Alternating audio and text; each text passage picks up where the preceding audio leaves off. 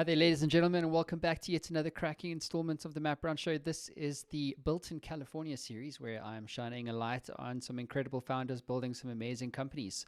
With me on the line, funnily enough, even though this is built in California, he's in Brisbane with a California business. So, Nicolas Blatt, the founder and CEO of Kubo Pods. Welcome to the show. Yeah, thanks, Matt, for inviting me, first of all. Indeed, the company is based in California, and I do live overseas, but the company is all based there. And yeah, I'm proud to be here in your show. Thanks very much for inviting me once again. And yeah, let's go for this. It's going to be an exciting chat. Yeah, me too, man. You've done some amazing stuff, so super excited to kind of get into this. But for our viewers around the world, I always start off with the elevator pitch, the backstory. What is the origin story here to Kubo Pods? Well, I think every good business starts with a great problem, right? And there's nothing better when that problem actually happens to you. So that's how the whole idea came about. Around 2014, my wife and I were in a rush, getting the kids prepared to school, and we just never had time in the mornings. And my wife is very concerned about what she feeds our kids. So we used to have smoothies, which is one of the quicker ways to eat something healthy in the morning. And it just took forever. And what we did was, at that point, we got to think of something to make our mornings easier. And I just couldn't find anything that would make good smoothies without all the hassle. So that's the big problem we had. We're trying to figure out a way how to eat healthily in the morning. So I looked for products. I couldn't find anything. And being a mechanical engineer, I thought, well, I can build something. This is not too complicated. So that's how the whole idea started, with that problem. And from then on, it was a big journey. It's been, what, 6 years we've been developing the product. Obviously, many things happened throughout those years, and I brought the team on, and we had an important co-founder of mine called Dennis that joined me early on, and he was the electrical engineer. So we had him like do a lot of the heavy lifting of the work. I was a mechanical engineer, and then we had another software engineer that joined us. So that was the founding team where we just built the product. So it's been an incredible journey. I will definitely go more into detail, but I think validation came on our first MVP, and a minimum viable product that we did in 2018. I mean, we had like a 3D printed machine that we put out, and we had people try it out, like 20 different people, and they absolutely loved the product. So that for us was very important validation that made sense for us to move on and just make this a real business with what we had in our hands. So yeah, so that's basically what we've been building, and now we're out in the market for 2 months, and with a lot of changes, as all startups have to go through during their initial stages. But it's been an incredible journey thus far, and hopefully one that will last us many more decades. So I love coffee, like I'm sure a lot of founders do. And I'm going to bring up your website for everyone just to kind of give them a kind of visual sense as to kind of what you've done. But what have you actually built here? I mean, it looks kind of like an espresso machine that does not only coffee, but it does teas, juices, smoothies, wellness drinks, party drinks, hot or cold. So that's quite a thing that this machine does. So walk us through, Nicholas, what exactly is this machine? Like, how does it actually all come together? Yeah, so I spoke about the problem. Now, what is the solution? What have we created, right? A lot of people define in a very succinct way what we have. It is the Keurig for everything else. So that is basically builds a relation with what people understand as a pod machine that you insert into a machine, and you can build your preferences on the machine itself and create amazing beverages. So we have developed a bunch of different recipes, which are put into frozen pods. And these recipes are done by a chef that we've hired. And they have built smoothies, teas, like you said, coffees, lattes, and also even soups. And when we insert this pod in a machine, it basically crunches it with a self-cleaning smart blender and adds water to it to your preferences, so the amount of water and the temperature you want that beverage, and it will basically dispense that beverage into a cup and clean itself 100%, fully automatic. So there's no cleaning to be done. And that is what the big game changer is. So Kubo is defined by three words, right? It's easy, first of all, because it adds that convenience, which was the problem I had in the beginning. It is tasty because people want something tasty in order for them to consume on a daily basis, and it needs to be healthy. I mean, that's a big, big play here. We want our products to be healthy. They do not have preservatives, no added sugar, and that's key for our recipes when we create them. So yeah, that's essentially what our product does. It's a very small form factor. So we started out with this product for households. The idea was that people would consume these beverages that are stored in their freezer. So it's something that has a very long shelf life, and they could buy a bunch of pods. And whenever in the mood for a soup, they can just make a soup, or they can make a mocktail. But then we realized that our machine would also actually work very well for the food service sector. And there were a lot of people asking for the product to be installed in gyms, in health salons like hairdressers, and many other different types of venues. So we decided to build a machine for both markets, and depending on the current situation of the market with COVID, things changed. Restaurants closed, so that wasn't an option. So we went back and forth. But yeah, that's pretty much the product itself. So it's a machine that makes all sorts of different beverages, hot and cold, in under 2 minutes. Sounds really interesting, man. So tell me, this product, obviously you come clearly from a mechanical engineering background. Walk us through like the process that you went through to actually build this product, because what you've done, from my understanding, it's not a simple thing to do. And yet your machine does all these things that, you're usually going to have like three machines to do the one thing that, your machine does all of them in one go. So um, walk us through the building and the development of this product. What went into it?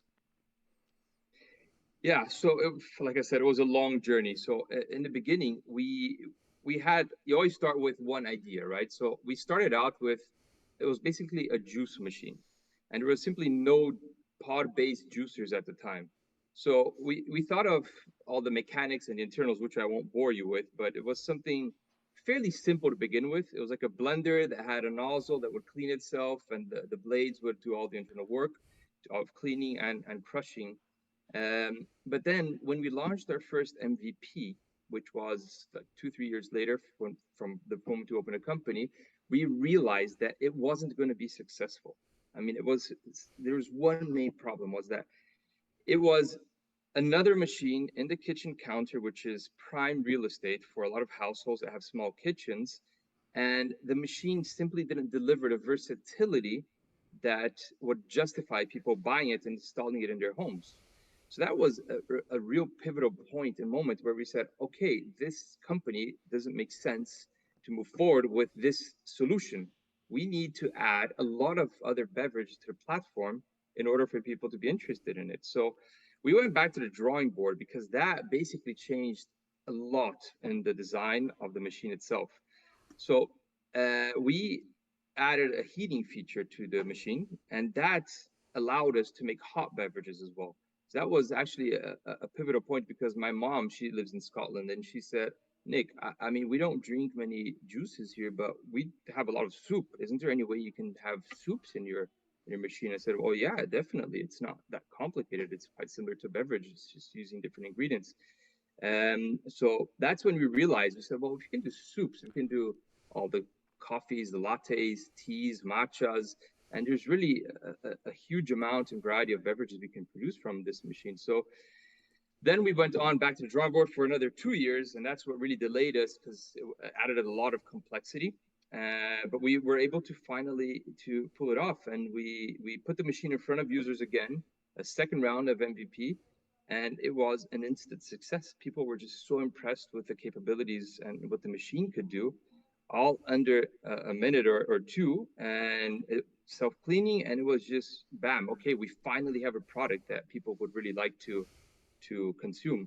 So those would be the major milestones in our company. Obviously, there's many more nuances and details that go into the product development.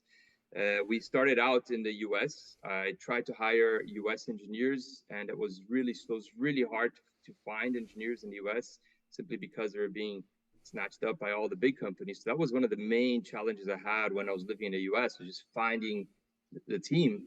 And so we basically had to rely on finding the little we could and then finding people elsewhere in the world. So we basically had teams in Brazil, China, and the US working together. And at one point, we even had teams working in Portugal. So just managing all those teams at the same time was quite complicated. But that's why I say it was a really fun journey, because I love building companies and solving problems. So it was just a lot of challenge, but it was really, really fun to do. I mean, it's, as all entrepreneurs, we love solving problems, right? And definitely this has been a lot of problem solving throughout this journey. And you're still not fatigued. Well done. Yeah. Well, we have our lows, I think, as every entrepreneur, right? I mean, I have my network of friends that are also entrepreneurs, and we always have our lows and our highs. So, I mean, it's I can't say it's been amazing throughout like the 6 years I had my low points, but now that we've finally gone into the market, I think that's like a big game changer for the whole team, and just excited to be putting our product out to in front of people. So Hmm. it's good. Nicholas, what has this process taught you about building product? Like, if you cast your mind back all those years ago, 6 years ago, even just before COVID, like you're still in this product development sort of phase, what has the process of building a product like this taught you about yourself and about building great products that resonate with customers? It has taught me that, first of all, team is fundamental, right? If you don't have the right team to build your product, you're just not going to get there. I mean, yes, you need a lot of other factors to build something, but having the team with the correct knowledge and engaged in the same purpose that you have is fundamental. So that, it's something I sort of knew, but during this long project is when you really see the importance of engagement and having the right people on the long run with you. So, and that's becoming more difficult nowadays. So I think with entrepreneurs, with everything that's going on with the economy and the lack of skilled people to work with, it's just becoming more and more difficult. So I mean, you just need the resilience, right? You just need to be on it for the long run. So Mm-hmm. especially when you're doing hardware, and that's something that a lot of people say, oh, but you took like so long to launch the product. And a lot of people don't understand this, but the hot startups are usually the startups that are on the software, because software you build really quickly. I mean, I had another startup that it took us 6 months to get our product out, and way obviously less costly and less investment to do so. So, but hardware takes a long time, so you need the right people and skills to be able to pull through. Yeah, absolutely. I've spoken to a few founders this week who have built like hardware, so not software, hardware startups. Everything from audio conducting, waterproof or burn conducting, streaming hardware for swimmers, to a band that is essentially like Google Maps but without any visual cues, so it uses touch for you to navigate. And every time I've spoken to a founder, like they all go, "Damn, that was hard," and oh my God, I was so excited we're getting this thing to market, because it's been such a painful process to get there. Valuable and rewarding, of course, but it is a different type of problem that software startup founders typically don't encounter. But you've had an amazing market response. I mean, you launched the crowdfunding exercise not too long ago. What has the response been like from the market? The response is quite amazing. I mean, we to begin with, crowdfunding equity is something new to me. I have participated in crowdfunding equity campaigns as an investor before, and I really like the concept. I mean, I'm a startup guy. I've had my big businesses already. I have 1 billion track revenue, a track record of revenue generation, and quite some success in large corporations. But the reality is that when you have a small startup and raising from VCs, which I've done already before, is you're not empowering the people to participate in the creation of startups from the beginning. So crowd equity funding, when that came about, was I mean, for me, it was just a huge thing, and I thought of it as like the future for investments. Not that VCs aren't important; I think they are, and they're very valuable. But so I always wanted to launch a crowd equity funding campaign, and Kubo, I just saw that opportunity now that we went live into the market, and it's definitely a more difficult journey than I had anticipated. And I think one of the main reasons for that is just the economy at the moment we are in. Unfortunately, we launched our campaign in just in the middle of the downturn of the economy. But I can't complain because we've raised almost $500,000 already, which is definitely something significant. We're looking to raise somewhere around $1 million, and we're definitely getting traction to reach that point. And the campaign will be live for a couple more months, so we're excited to be able to continue this trajectory. I think we have some 80 investors invested in the company now, so it definitely proves that we have something that people want and they adhere to. So I've got an audience. Let's try and get some audience behind what you guys are doing. Where can they go and invest in Kubo? Like if they have, I don't know how you've structured the crowdsourcing or crowdfunding platform, but where can they go to access this crowdfunding opportunity? Yeah, so our crowdfunding is happening on WeFunder. So this is one of the largest crowdfunding campaigns in the US, but it's available for investors worldwide. So the webpage is wefunder.com/Kubo Beverages. And if you go into that website, you'll see all the information that's public information. So it's easy to navigate through that and yeah, finalize your investment. Yeah, I've got it up on screen for everybody.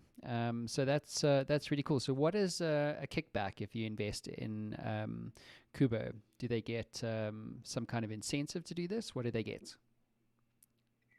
Yeah, so we're currently running the early bird because we just launched recently. It's only been a month. So we have early bird shares, and they get 15% if they invest within the early bird discount. So that's quite significant. We only have, I believe, some less than $50,000 worth of shares available with the 15% discount, and then from then off, it's just a standard share price.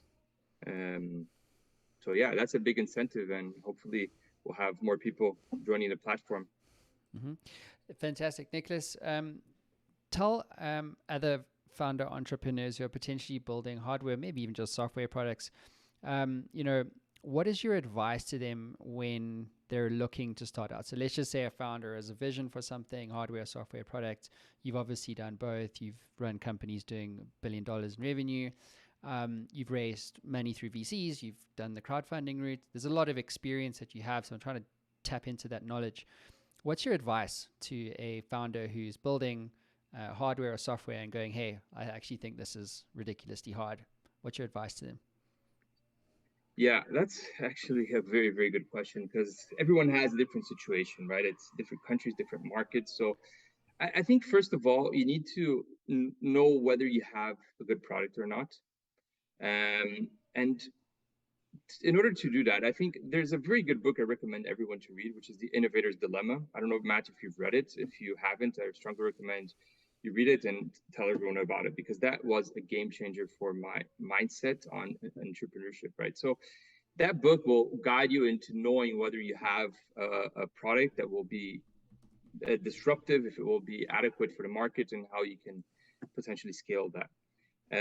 Once you know you have that product fit, or you believe you have that product fit, the best thing to do is just to get out there and sell your product. It cannot be family and friends, people that will want to say, oh, you have an amazing product, I would buy it. It needs to be actual clients, right? So I guess a lot of people have heard this before, but you will only know if you have a good product once you go through an MVP.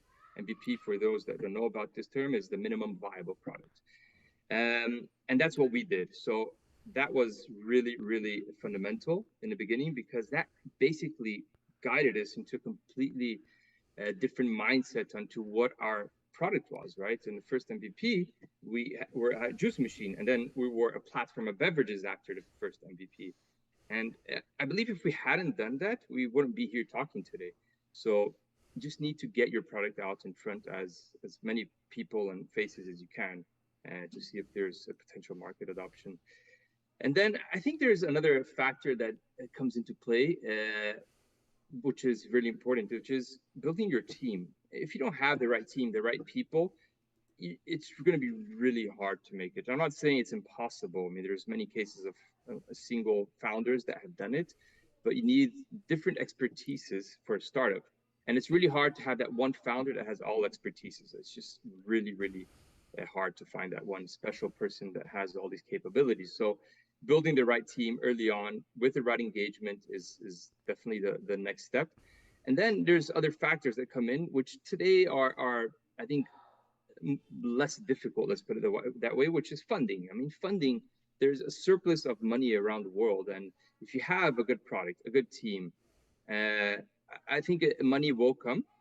It's just a matter of finding the right paths to obtaining that money and what your actual goal is for that startup. I mean, if you're looking to build a startup to sell it off in 5 years from now, maybe the VC route is the best. But if you're looking for a product that you want to, for a you want to keep for like decades and it's your baby, then maybe VC isn't the best path to go because their goal is not aligned with your goal. So you need the right investors that will be with you, aligned to whatever your objective is. And in this case for Kubo, I really love the company. I want to build this company to be something huge, hopefully $1 billion company.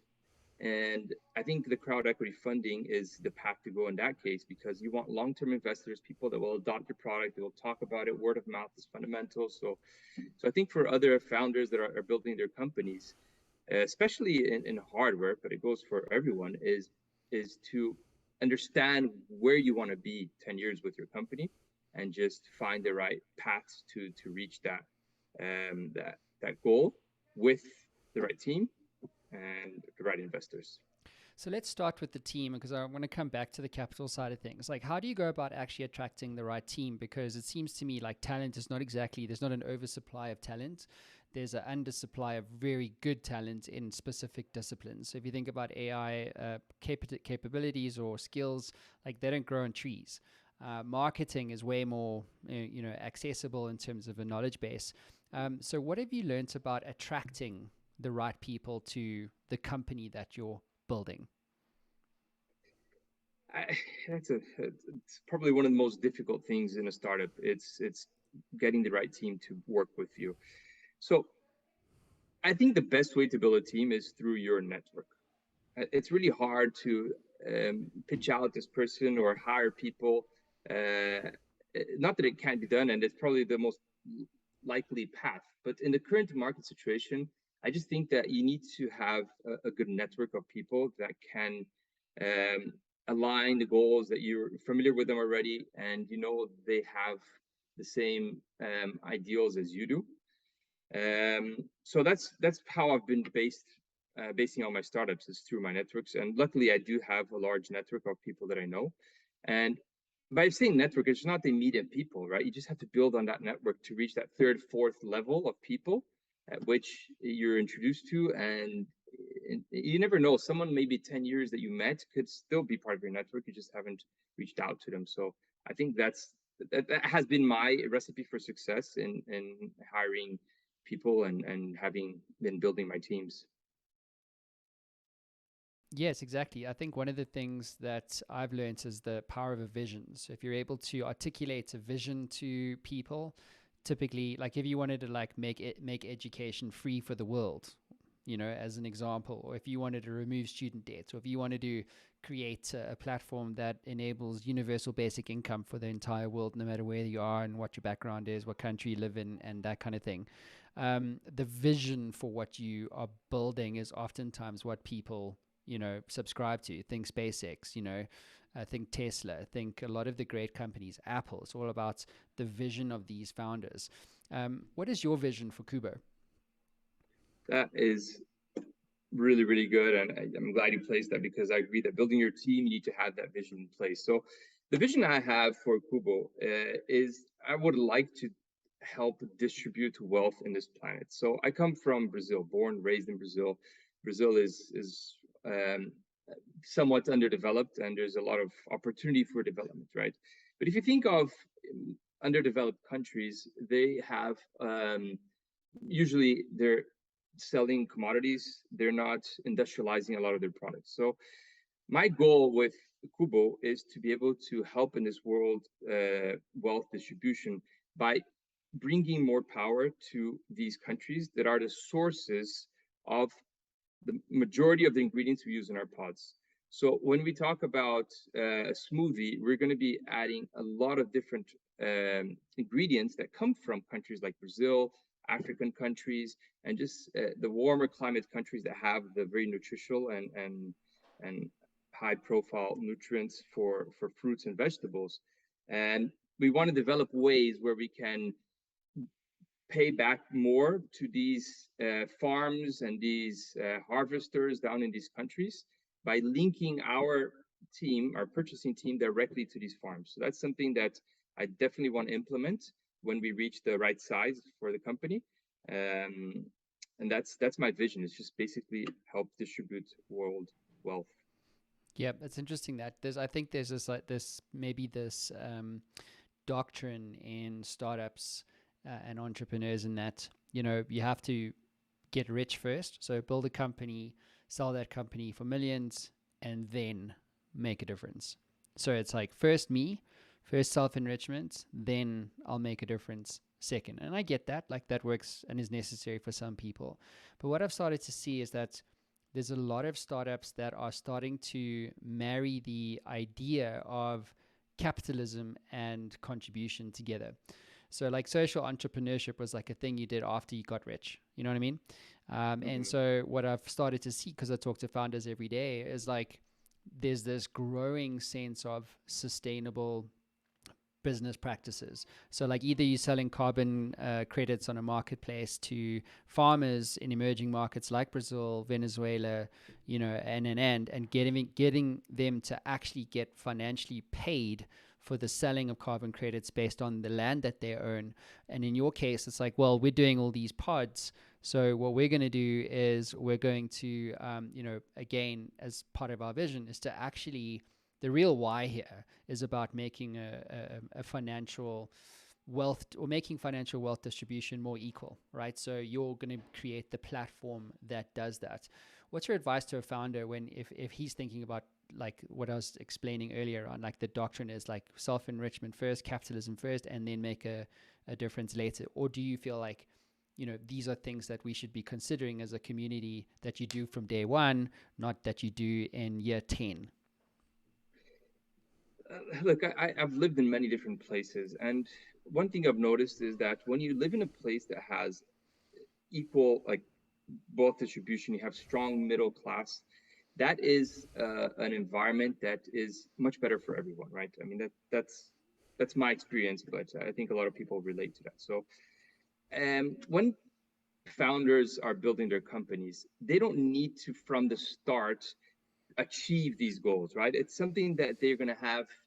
They need to have these goals in their mind, and it needs to be achievable within a 5 to 10 year time frame. Because when you're starting a company from scratch, you just have a gazillion problems, right? You have 1,000 problems that you need to sort. And if you add all these problems that are very difficult to achieve, like the social aspects and even the wealth distribution problem that we have at Kubo, it's really hard as a small startup. I mean, you can have that, you can as a goal, and you can implement features in your startup that's aligned to that direction, but you just won't have the reach to be able to actually make it happen.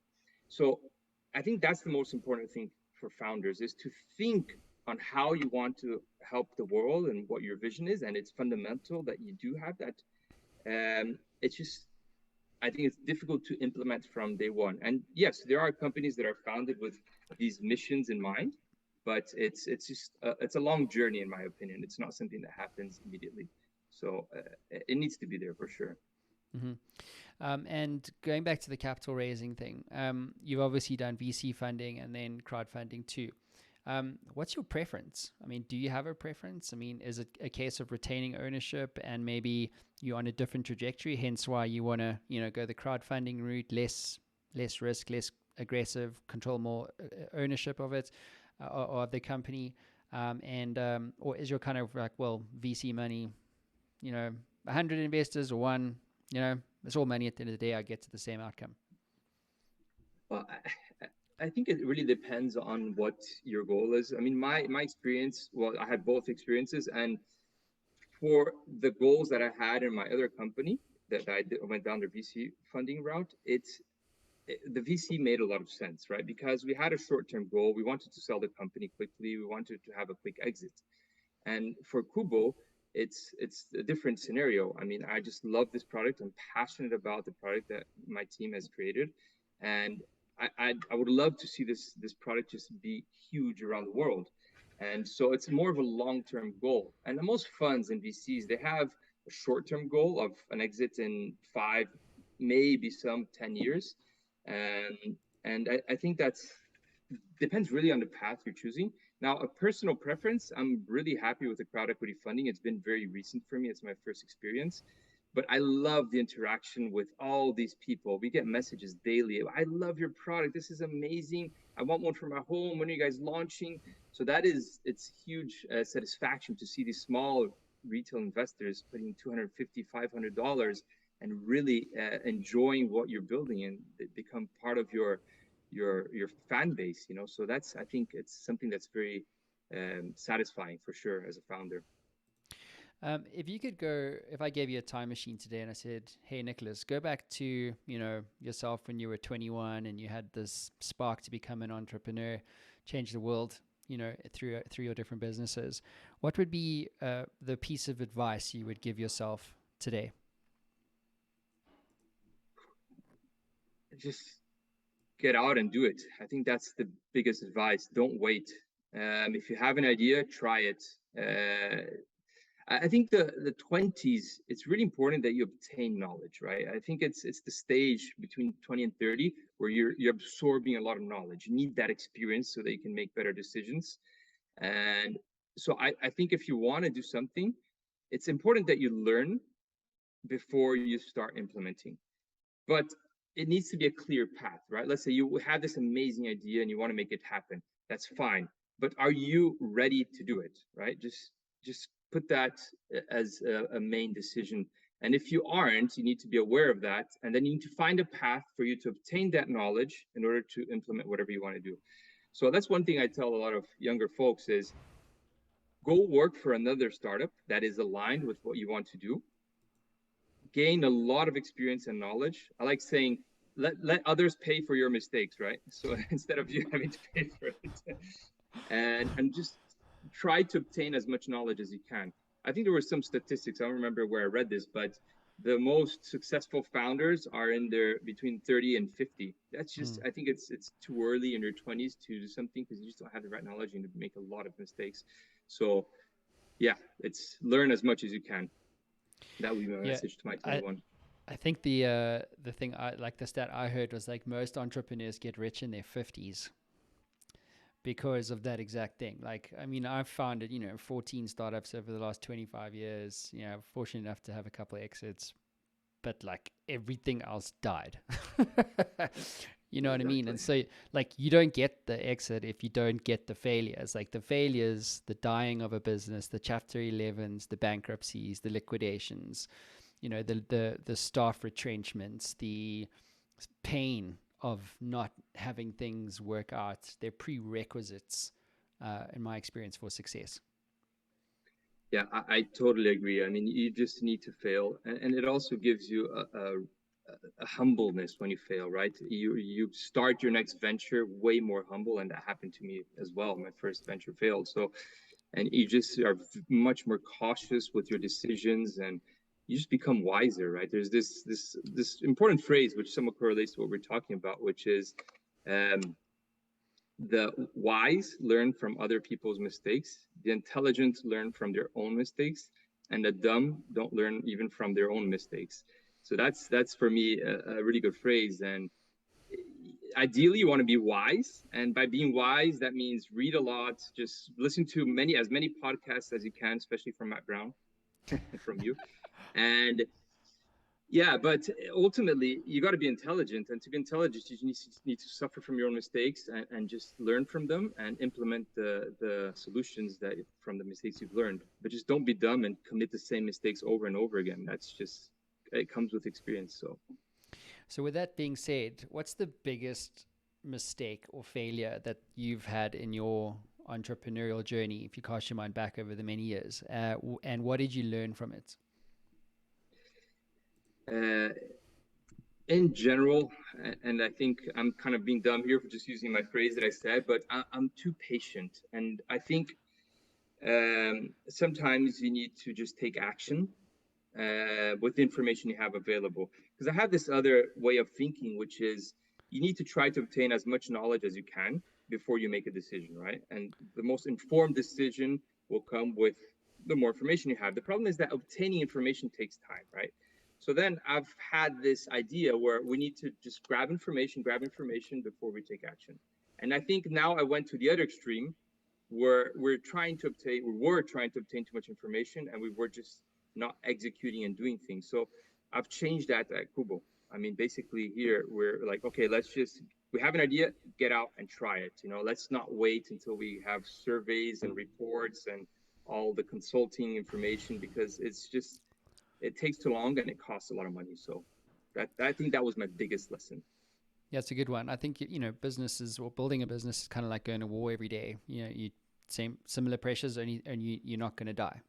So if you're on the battlefield, like, do not stand still. You're a sitting duck. So you have to move. You have to move. Even if you don't have enough information, it's like, cool. I mean, I've had a few Navy SEALs on the show, and they also, like, their strategy is not preordained. Like, they don't go, cool, we're going to Iraq or Kabul, and we're going to land on the ground, and then these are the 122 things we're going to do.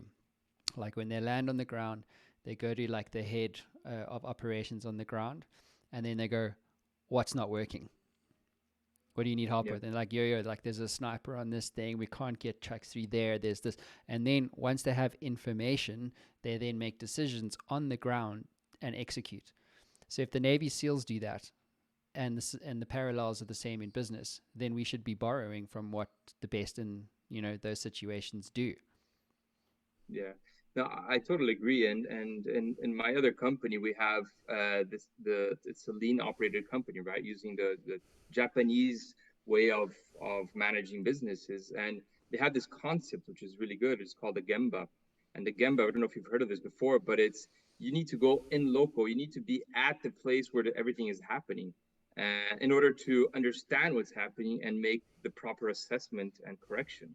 So if you're selling, like if you have a sales role in your company, you can't sit behind your desk and expect to understand what's going on in the market by hearing from what other people are telling you. You need to get out of your seat, go into the market. You need to do the sales pitch. You need to do the cold calling. You need to be in the front to understand what's going on in order to make the changes necessary to solve your problem. So I 100% agree with that. And yeah, that's fundamental in any problem solving matter.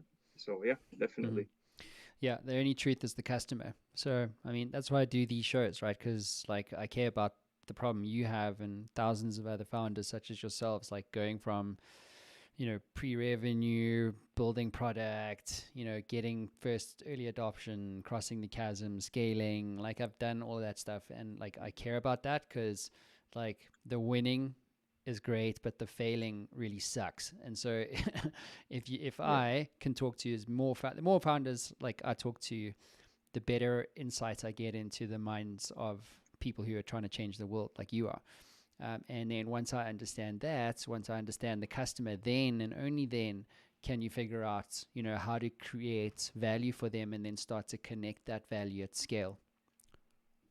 And it's funny because everything changes, right? You have this idea in a startup, and it's amazing how many founders I've spoken to, and it's probably been similar to you, where they had that idea, and then suddenly everything just changes completely throughout the whole process. Like that one idea they had is at the end result is completely different, and the market adoption was different.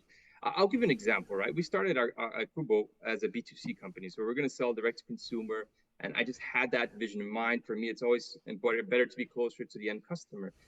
But then we realized that there was a huge opportunity in the food service sector, in the market, and in the B2B sector. So we said, okay, let's design our machine to work for both. Because to be honest, then it's easy to pivot, and we don't know what's going to happen in the future. And then when COVID happened, all the restaurants were closed. People couldn't leave homes. And then we pivoted it back to the B2C. So then we're like, okay, now we got our machine, it's ready, we're almost to launch, so let's just focus again on the B2C. And then when we were getting ready to launch, and then the COVID ended, and then people are obviously going out again. They were desperate to get out, and restaurants and coffee shops, everything were like huge. And we're like, okay, there's this huge opportunity back onto B2B. And for us, the financials make more sense to be on B2B. So let's just pivot back to B2B. So you need to be very dynamic, and you need to be like very clear that you need to change immediately if it's the case. And you cannot stick to that initial idea you had in the beginning. Things will change, and you need to be dynamic and ready and prepared to adopt these changes very quickly. And that, by the way, is painful. It's like the thinking, if you think that's your North Star and then the North Star moves and it's like, oh shit, now I've got to go that way. So there's this thing, there's a chapter I wrote about in my book. It's called, it's basically, it's a principle, which is I will zig and zag. Because to your point, you zig one way, market zags. You got to zag. You got to zag to the zag, and then it zigs again, and then you go zig. Yeah. You know what I mean? And then, but this is the beauty of startups. It's like, when does the problem ever stand still? Do you know what I mean?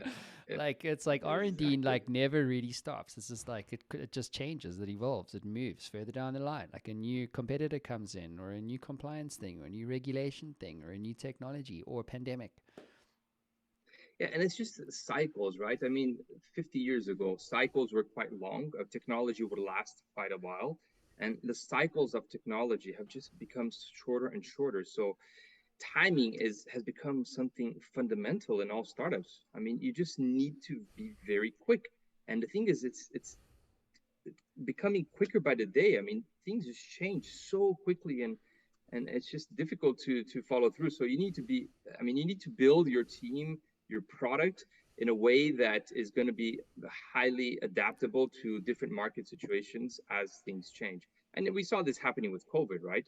I mean, immediately the whole world had to change all our habits, everyone, because of something that's external to all of this. So it's going to be happening more and more often. So all I can say is that the startup environment is just going to get more and more difficult. And even your startup, when you develop it, it's going to last, perhaps instead of 20-year business, it's going to be a 10-year business or 5-year business, because someone is going to disrupt it really quickly. And it's going to come from everywhere, anywhere. It could be from, you know, Africa or anywhere. So with a globalized world, there's no such thing as you know, barriers anymore. It could come from anywhere. Mm. That's why my view is I think you should build and sell. Like I think that's with the way the world moves now. Like you know, thinking you're going to hang on to something for 15, 20 years is so rare. It's so rare for so many reasons. And you know, to your point, like there's a 5-year window. I think you could sell, you could build revenues. Like you can sell a car. I sold my last company in like 18 months.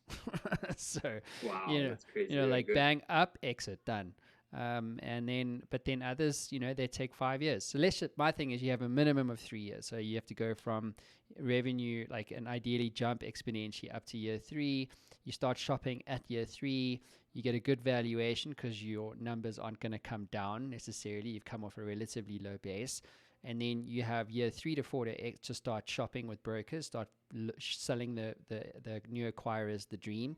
Hopefully, I think you can get to between, I mean, conservatively $1 to $5 million in revenue in that window of time. Mm-hmm. Depending on the market and what type of business you are, blah, blah. But then you sell it between year 3 and 4, you exit. Maybe you stick around handover for another year or 2, depending on your terms, and you start another one, you know? I don't think this idea of like you're going to run a business for 25 years is really sustainable anymore. You can probably in some cases, but in most cases, you can't anymore.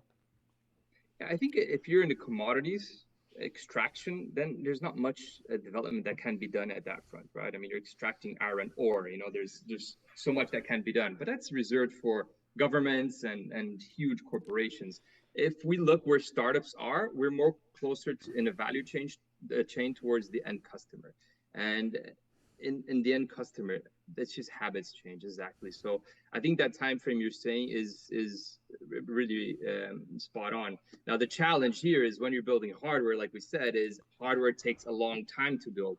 It's not quick unless you have unlimited fund, like on the likes of Tesla and these other companies that are just started up as a massive company. But so yeah, I think it is that time frame, but for hardware, it's always more difficult, way more difficult. So yeah, it's definitely challenging environments, and for startups and founders that are out there, you just need to be really resilient. You need to push it through.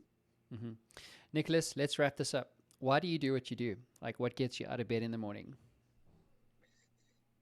I do what I do because I love solving problems. I love helping people. I love changing people's habits for the better. So I won't stop at Kubo. I've done a few startups, and I want to continue doing startups while I'm still able to. So I'm 37 now, and hopefully I can still continue doing all these startups. And I hope to achieve what you've done with the 13 or 14 startups you've launched already. And yeah, it's I love it. I just love helping people. So that's my personal goal, and I want to be doing this for quite a while still.